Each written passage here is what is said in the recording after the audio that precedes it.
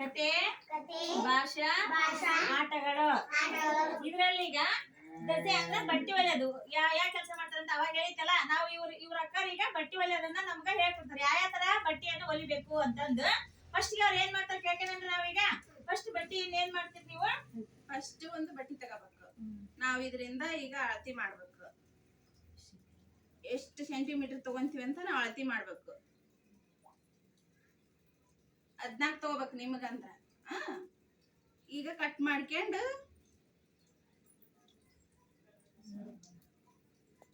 ಆಯ್ನ cut ಮಾಡ್ಬಿಟ್ಟು ನಾವು ಹೊಲಿಬೇಕು. ಈ ತರ ಮೊದ್ಲ ಒಂದು ಪೆಟಿಕೋಟ್ ಹೊಲಿಬೇಕು, ಆಮೇಲೆ ಈ ಫ್ರಾಕ್ ಹೊಲಿಬೇಕು. ಈ ತರ ಫ್ರಾಕ್ ಹೊಲಿಬಹುದು. ಇದು ಮೀಡಿನೂ ಹೊಲಿಬಹುದು. ಆ ತರ ಈ ತರನು ಫ್ರಾಕ್ ಹೊಲಿಬಹುದು. ಗೊತ್ತಾಯ್ತಾ ಯಾವ ತರ ಫ್ರಾಕ್ ಹೊಲಿತಾರ ಅವರು ಬಟ್ಟೆಯಿಂದ ಅಂತಂದು? ಅವ್ರ ಅಕ್ಕರಿಗೆ ಎಲ್ಲರಿಗೂ ಧನ್ಯವಾದಗಳು ಹೇಳ್ರಿ.